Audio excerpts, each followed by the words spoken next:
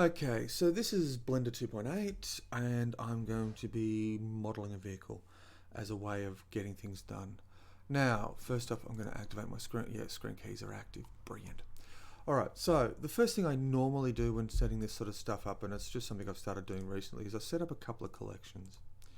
Now, the first collection, this top one, is going to be the scene collection. It contains the camera, and the light. The second will be my reference collection, which will have reference images and that sort of stuff.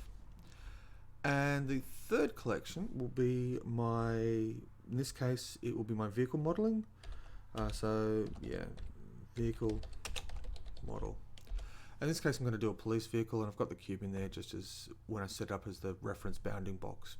So this is how I set up Blender to get ready, and I'm going to add some images to the reference collection so we can see what's going on.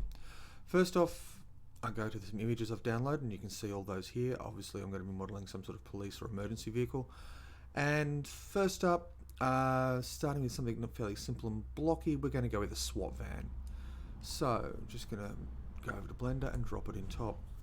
So here you can see what it is and that sort of stuff. Now I'm going to need reference images, size images and that sort of stuff to work out how big this van should be.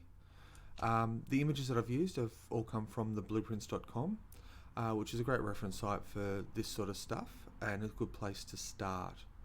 So now that I've just dropped that image in there, I don't know how big the vehicle will be. I'll go look that up and I'll get back to you when I extend this session. But first up, I need to deal with the actual image. Now, this is recorded as an empty.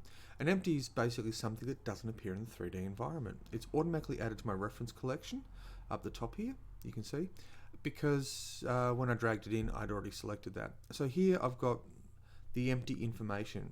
I'm going to use alpha so that I can make it somewhat transparent. About 50% or 0.5, so you click on the box, type in 0.5, and it's done.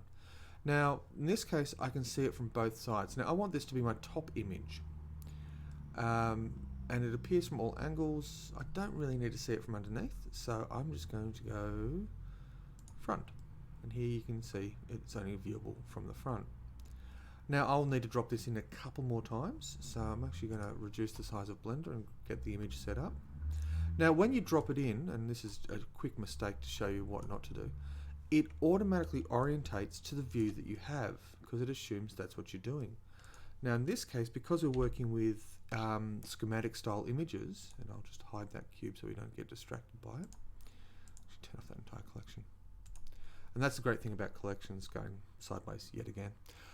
Is that I can turn off, turn on the bits that I want to see. So if I just want to focus purely on my reference collection at the moment, which is what I'm doing, I can then get that happening. So with this one, I'm usually setting 50% transparency. I'm making it only viewable from the side that I want, so that if I flick to the other side, it's not there because it would be a distraction. So the next one is 7 on the number pad.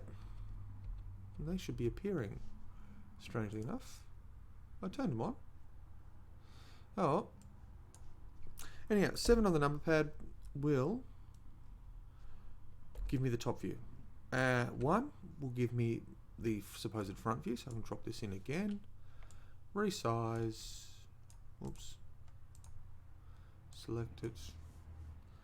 G for grab and place the front view roughly where I want it, say tires on the ground about center. Set the transparency to 0.5 and then I can flick to my side view and then drag in the side image, resize it, position it, G for grab, where I want, alpha 0.5. Now what you'll notice is that's sized to 13 meters. I'll change the angle a little bit. This one sized to 12 and this one to 12.